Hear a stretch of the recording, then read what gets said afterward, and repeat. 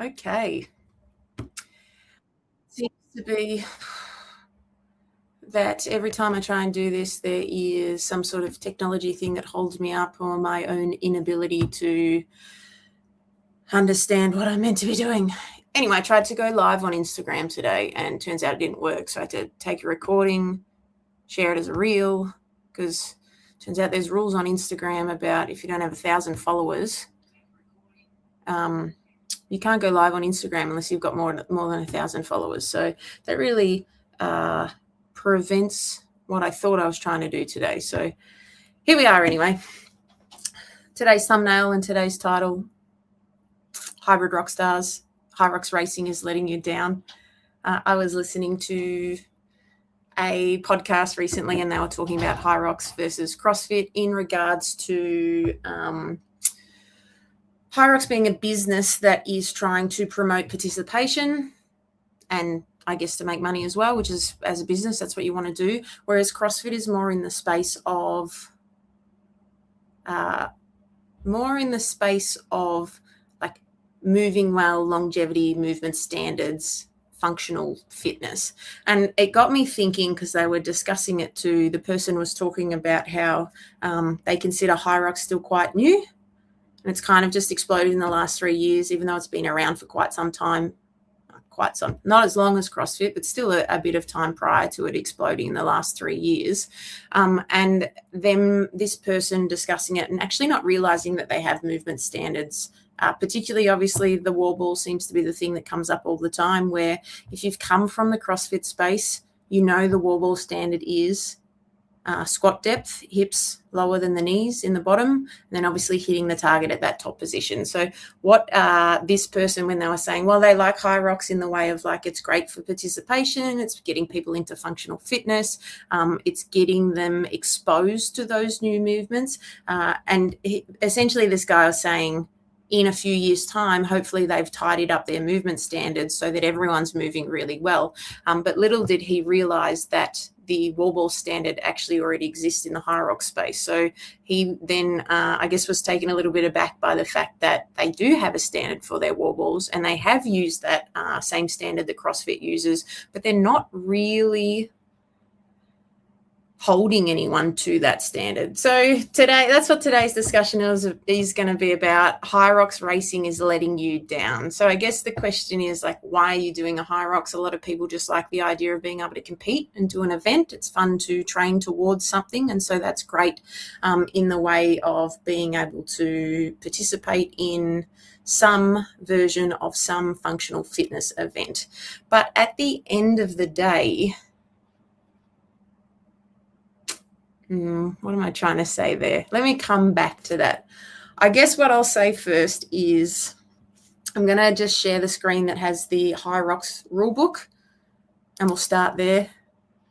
And I've highlighted and circled the bit in the rulebook that says like 0.6 on page 32 of the single rulebook. And again, this is the same thing in the doubles rulebook. At the bottom position of the squat, the racer's hips must descend lower than their knees, also known as below parallel or below 90 degrees. So we had a discussion, maybe it was last week, about why don't people squat to depth?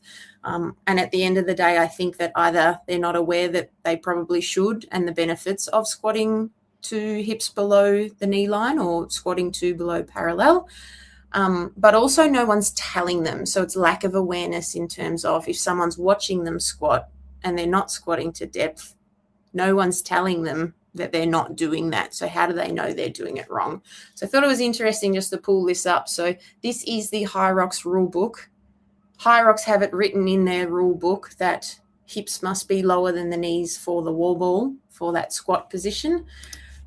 Let me share this tab. And then a second part in there that is about squat depth. So they're aware that some people don't squat to depth, and they've got a little like if you can't section in the rule book, and it says squat depth boxes. A squat depth box may be used at the judge's discretion to assist in assessing whether a racer's squat meets the required depth. They cannot be requested by a racer. These boxes are not to be used for resting or sitting. They serve solely as a depth indicator, not as a resting opportunity during the workout. Now, I have seen some clips before in the past where people refuse the box. So that's an interesting take too, because this specifically says here they cannot be requested by a racer.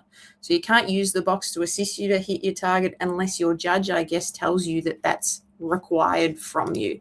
So that was interesting to read as well. It's like, what's the purpose of the box then? It's up to the judge to give the box to someone. If the judge can't be bothered or doesn't know, or is, say, one of those people that's like, hey, great job, you're here doing what you came to do, I'm not going to hold you to our standard because you're just participating, then, I mean, in my mind, the athlete who signed up to that race is getting let down by the judge. In the judge's mind, they're being nice. They're letting that person just do whatever they can do in that moment. And maybe that's what they're thinking. They don't want to upset anyone in that moment by telling them that their squat depth is not appropriate when they get to the wall balls, because they're so close to the finish right now. But at what point does someone who's done a number of HYROX races and never squatted to depth finally find out that how they've been doing it has been wrong this whole time? Anyway, so I'm going to come back around and I guess I'll start from what I consider the top. But before I do that, hello, Tony. Get off my digital wall. Hey, Elena. Thanks for being in the chat. Thanks for listening. Thanks for joining me live. And we've got lucky camera straps. I can always rely on Justin. When you signed up, did they email you any movement, I'm sure that is meant to say, instructions or videos in the lead up to your race? Not me. I didn't sign up. So I filled in a doubles race in the most recent Melbourne competition with someone who had signed up in doubles and lost their partner. Their partner no longer wanted to do it with them. So last minute, I jumped in and participated in the HYROX Melbourne event as a mixed doubles pair. I didn't get anything emailed to me, but Matt did get some stuff emailed to him. There definitely was a video so you could watch and read to understand the flow of the HYROX race.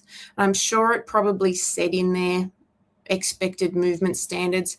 I can't remember off the top of my head, but I know that the way you pass the sandbag from partner to partner I wasn't aware of that as a standard until closer to the event. And so I think that might have been in that video too, that really identified that. So there was some stuff that came out in email prior and in videos prior, but I guess the difference is it's not really being held. The standards aren't really being enforced at the race. Oh, Beck Lightower, thanks for joining me. Does HYROX have the same categories as CrossFit in terms of scaled and RX, or does everyone just go together?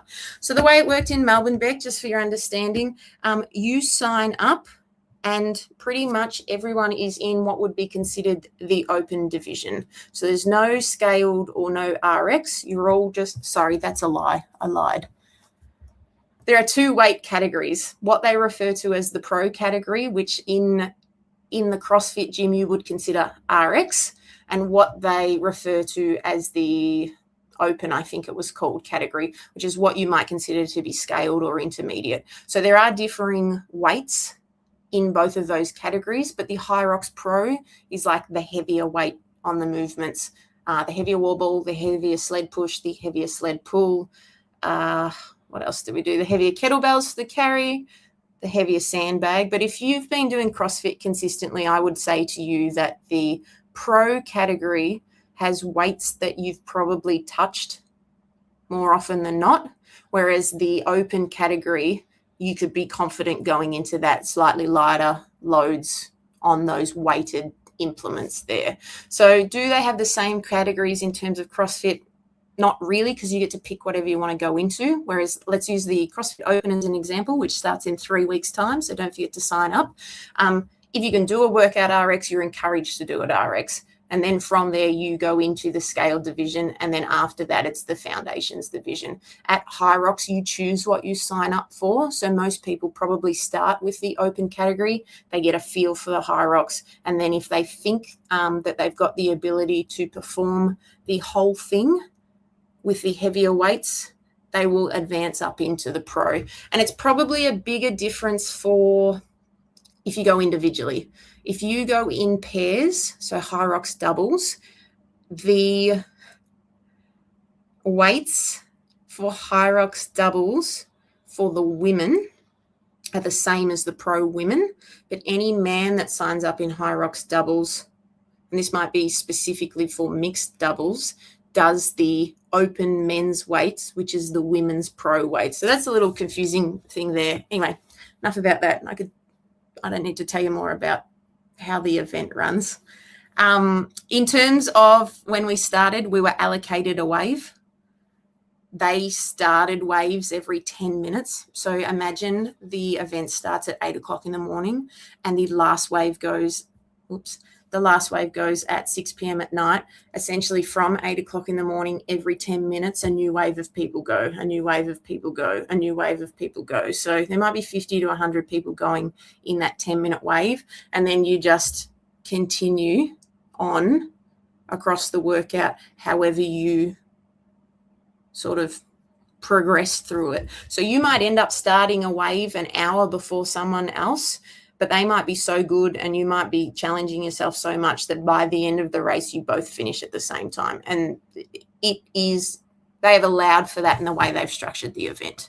So mass participation is the way the event has been structured. And honestly, it does well. I think only recently I saw there was one that happened in London and they allowed the London event. I think they oversold the London event, and because of the layout of the space that they had the ability to have more people sign up for it. But what happened was I don't think they increased their amount of warball stations. So all of these teams got to the warball station and they had a 10, 15, 20-minute wait for a warball station to free up after they got there. So that is probably the only time HYROX has seen this, like, we've hit a wall and now people have to stand around and wait because we didn't manage our waves well enough with the volume of people we were sending off. Tony again, maybe if someone can't do HYROX, maybe they could start with some low rocks and work their way up. Potentially, Tony, that would be a great starting point. And then once they've done their HYROX, they can do what Justin wants to program, which would be called DIROX instead. All right, back to the start of it all. So HYROX, Hybrid Rockstar, is where that name came from, which when you think about it, I mean, you could look at it in two ways. You could feel really cool like you're a superstar or a rock star or whatever, or you could kind of think that that's a little bit lame. So I'll let you make your own decisions there from that. But I wanted to talk about it in terms of that. So Hybrid Rockstar, hybrid, running one day, lifting the other day, or separated training. So no mixed modality training. That's kind of where that started.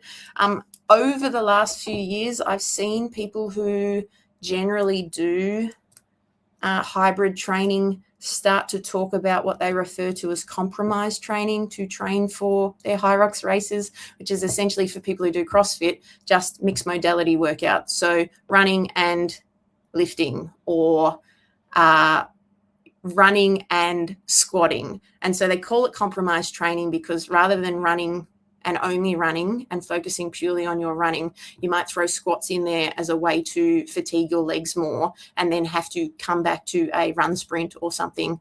And it is more taxing on you because of the lactic that you've built in your legs, for that example. And so it changes the stimulus of the workout in that way. So you're not just running and then later that day or the following day just squatting. You're now combining the two. Now, it sounds pretty funny because if you're in the CrossFit space, it's like, well, yeah, that's what we do all the time.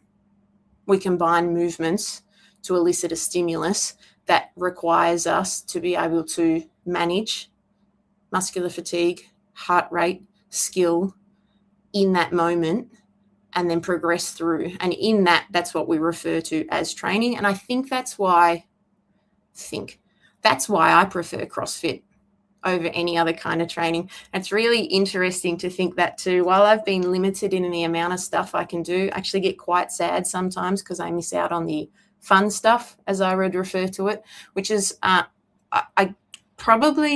wouldn't normally sign up to a HYROX, but that's probably why I said yes to it, because I was missing out on a lot of competitive stuff by not being able to use my wrist in the way I once could. After doing the HYROX, though, I was like, I've got a bad wrist. My wrist can't bend. Look, there it is. There it is, bending backwards as much as it can. Bending backwards as much as it can.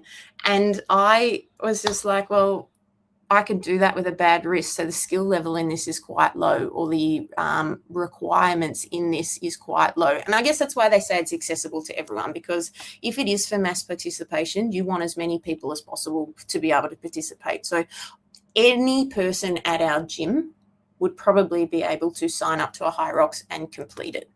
The difference being that any person that does HYROX might not necessarily be able to do every workout that we have programmed at CrossFit. So that's the interesting differing there. And with that, what I want to talk about is how CrossFit is general physical preparedness. And now that the HYROX athletes are sort of moving into that compromised training sort of model, that's this, in my mind, that's the same thing. Doing compromised training is doing GPP work, general physical preparedness, versus, and so in the HYROX, in the fitness space, CrossFit came into the space and changed the way people saw functional fitness. From that point, gyms popped up everywhere else and promoted functional fitness. That was the way the trend was going. Functional fitness is better. And I was sort of thinking this morning after listening to these people talk on that podcast that potentially HYROX has, what's the best way to describe this? It's like it's letting people down, because people who do HYROX think they're doing functional fitness, but if they're not moving full range of motion or to the prescribed standards, they're actually letting themselves down in the long run, because functional fitness is about longevity, about progressing through your life as independently as possible over time. So that's where my thought processes went this morning when I was thinking about this comment. CrossFit prioritizes standards. Bodybuilders prioritize range of motion. I would argue those two are pretty much the same thing. In the CrossFit space, we are looking for full range of movement, or full range. Gee, did I say moment before? Range of movement. So full movement range, which is the standards in CrossFit. Hey, we expect to see this and this for this movement. When it is, say, the bodybuilding space, you're inside the gym doing bodybuilding, it is well known there that the best hypertrophy comes from if you are moving through full ranges of motion. If you cut things into shorter ranges of motion, the hypertrophy is less or takes longer to gain strength or muscle growth in that particular area. So I guess when it comes to functional fitness, I need to stop putting my hands up. What's the goal? If you're training in functional fitness, is the goal to do a HYROX as fast as possible? Or is that just something to train towards? Or is the purpose of functional fitness to keep you as independent, therefore functional, able to look after yourself for as long as possible? And if you are skirting movement standards or not training full range of motion, is that inevitably letting yourself down because it is cutting those standards or those movements, which will lead you to not have the same functionality or the same independence later in life if you're not training that? And the perfect example would be, if you never squat below parallel and then there's no toilet, you're stuck in the bush for whatever reason, how do you poop?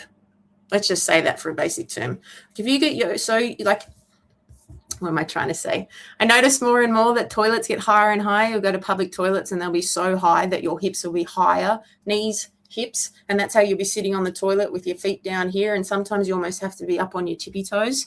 And I just wonder that, I'm like, are we creating a society that, well, we can't squat, so we'll make the toilets easier to sit on, and then that progresses to, well, then we still can't squat and we still don't have to aim to be able to do that, and therefore we lose our independence being able to sit down on the toilet unless it's high enough. Food for thought. I don't know. What do you guys think?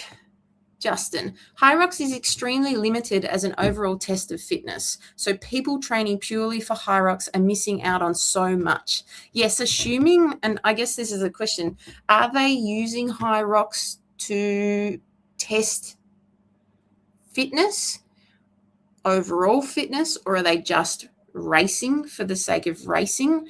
Do we use fitness in the same way we talk about, maybe these are in different camps then. Is fitness separate from independence and longevity in later life? Therefore, potentially two separate things. I would like to think they're both the same thing. Fitness being your ability to move large relative to the person, large loads, long distances quickly. Now, quickly when you're 30 is very different to quickly when you're 40. It might actually be better when you're 40. And then as you increase 50, 60, 70. So as an example, when you're a 70-year-old, moving large loads again would be relative. Long distances quickly is going to look very different to what you might have done in your 20s, 30s, 40s, but it's still all relative, and that's still all testing fitness. But as Justin says, HYROX is extremely limited as an overall test of fitness. Absolutely, because the skill level, in my opinion, is so low. Nothing involves hanging off anything or pulling really outside of a ski erg or a sled pull. And it's interesting because I commented, there's someone at our gym, they are in their mid-60s. They said, I would never be able to do a HYROX. And I actually said to them, you could. And they said, I can't run. And I said, you could walk the 8 kilometers of running and you would be able to perform all of the movements that we performed there. And I wouldn't see an issue with you not being able to complete that. This person's very worried sometimes about their inability to squat to depth. So having to squat to a target that is higher than their knee line quite regularly. And the fact that HYROX doesn't hold anyone to standards was another reason why I said to this person, you could turn up there. Apparently you can't ask for a box, but I'm sure that if you asked for it, they would say yes to it. And then you could perform, when you get to the wall balls, her version of wall balls, which is to a target regularly, and then slowly decreasing that target over time to be able to increase her depth, therefore increasing her functional fitness. So just interesting thoughts there. What else did I write in terms of my notes? Just funny to have a rule book that enforces a wall ball standard and then to not have that wall ball standard enforced. And the fact that, and this is the difference between the CrossFit space and what's deemed functional fitness. So if you're at BodyFit, F45, functional group fitness training classes, if you're training for a HYROX and no one's watching your squat depth or commenting on it, why is that? And that comes back to the live I did the other day. Like, why don't coaches tell you, not even coaches, why doesn't your PT, why doesn't your training partner, why doesn't the person running the class comment if you're not squatting to depth? Why is that? Are they worried about they'll upset you? Is that the purpose? Is that why they keep their mouth shut? What is the reason behind not getting people to strive to be better? Why are you training? If the goal isn't to be better, and again, using the squat as an example, which rolls into the wall ball, if you can't squat to depth or you can't do full depth squat wall balls, what are you actually training for? Are you training just to say you did a HYROX? Is it just about being able to say, I did that event? Or is the bigger picture you're training to be more functional and more independent in your life as you age? In which case, what benefit does not squatting to depth have for you? That would be the question I pose. Outside of that, the specific question I had about HYROX that someone had asked me was, tell me about your experience. I wasn't excited to do it in the first place, which sounds funny. I think I just really love CrossFit that much, and the variance in CrossFit and the gymnastics, the weightlifting and the monostructural movements. And I knew that HYROX wouldn't give me an event that had gymnastics or weightlifting really. And so it was less appealing to me. So why did I say yes? Just as a sake to do something, as just for the sake to do something while I was injured, which sounds funny, because if you're injured, should you not be able to compete in that? Again, it's accessible for mass participation. But the experience itself, I'd heard so many people talk about the fact that it was like a festival vibe. And I didn't really get that when I was there. It was kind of like dull, grungy. Maybe 10 years ago, that would have been exciting because that's kind of where the CrossFit space started. Like you start in a garage and you've got secondhand equipment and it's kind of grungy and it's kind of old school and it's kind of just like we're pulling this together. So maybe I'm just out of touch. I don't know. But yes, lots of people talk about being quite festival vibey. I've been to the Torium Pro. So the Torium Pro, prior to it being a semi-final event for the CrossFit season, and then the Torium Pro being a part of being a qualifier for the CrossFit Games. And I expected, I guess, the festival vibe to reflect what the Torium Pro is like each year when we go there. But maybe that's credit to the guys at Torium who have been running that event. They put on a great show, vendor village, food stalls, DJ, music, like excitement. Whereas at the HYROX, I think just because the goal is to get as many people through this race as possible in a day, it just didn't seem the festival vibe that I expected it to. So again, maybe if you've never done a CrossFit competition before or you've never been to a CrossFit competition before, maybe HYROX does seem quite festival vibey. Maybe, it's probably comparable to like the hype prior to a fun run. But for me, it wasn't what I expected. It didn't really hit the mark in terms of how people described it. And would I sign up again? I wouldn't choose to, but if someone asked me to be a partner with them, I wouldn't say no if that was important to them. Beck, how would someone who does CrossFit train for a HYROX? Would it make sense just to continue to do our classes or WODs with HYROX movements?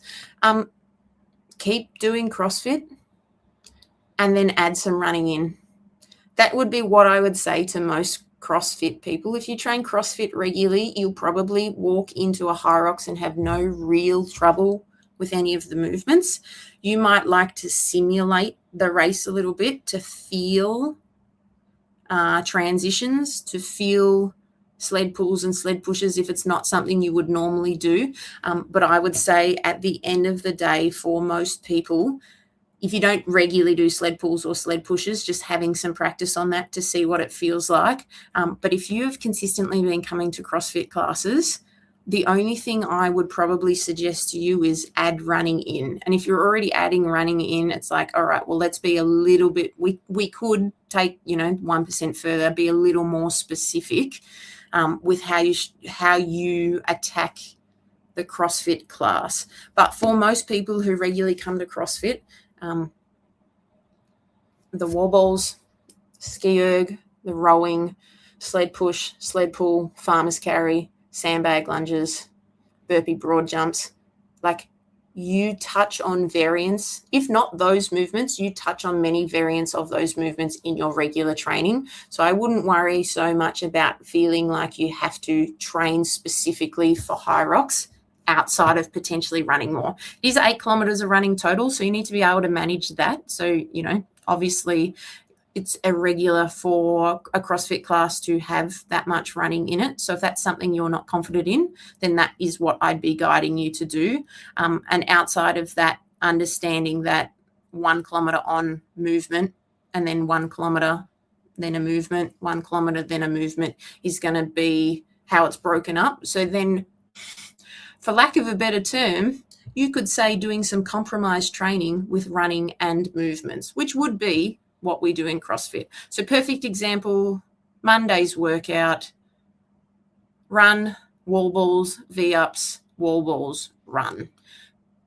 Perfect training stimulus for something that is to build for CrossFit. So as long as you're touching the movements every week or so, and adding in running if it's not already regularly part of your routine.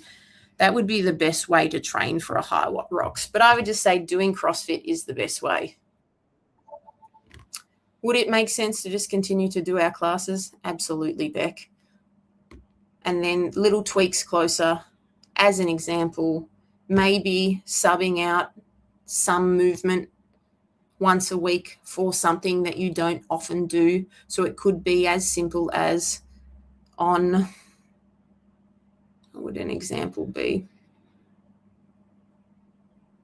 Can't think off the top of my head, but we do lunges quite regularly. So probably the easiest thing I could tell you is it's like, hey, the day we've got lunges, I'm pretty confident with lunges. The weight in HYROX isn't that heavy to do lunges for the distance that it is. So on lunging days, I'm going to sub in a sled push instead so that I can get my hands on the sled push and just feel what that heavy load might feel like. That would be my suggestion for it. Thanks for the question, Beck.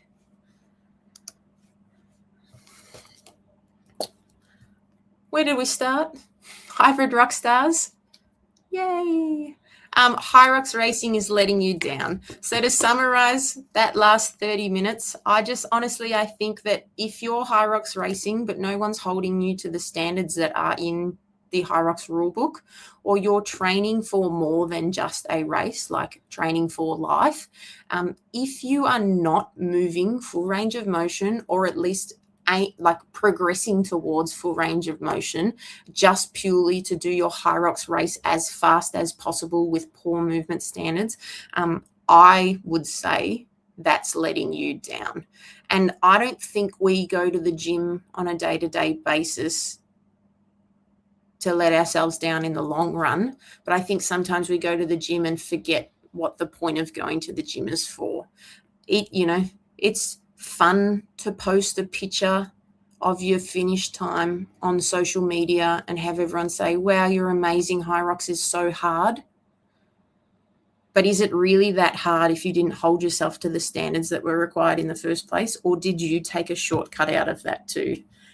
If you actually want to do something really hard, the CrossFit Open's coming up. So in 3 weeks' time, week 1 of the CrossFit Open starts. If you haven't signed up, I'd really encourage you to. If for some reason you're listening to this and you don't come to Dauntless and you are considering signing up to the CrossFit Open, reach out to me because we would love to have you included in the fun atmosphere that is Friday night lights or potentially 9:30 morning lights, if that's the time that suits you better, on a Friday for 3 weeks though. So starting in 3 weeks' time, on the Friday for 3 weeks, 26.1 in 3 weeks, 26.2 the week after, 26.3 the week after that. Just come and join in the fun and see what it's like to be surrounded by a bunch of people that are trying to be better and enjoying the journey while they do it. Awesome. Again, thanks so much for listening. If you spend the time in the chat or on the live, I appreciate you so much. If you saw the Instagram story that I put up and you've come across after the fact, leave me a comment down the bottom, like and subscribe. Turns out if you don't follow me on Instagram, that would be a helpful thing to do too, apparently. So give me a follow over there as well so that I can not have to upload something after the fact, I guess. All right, thanks, everyone.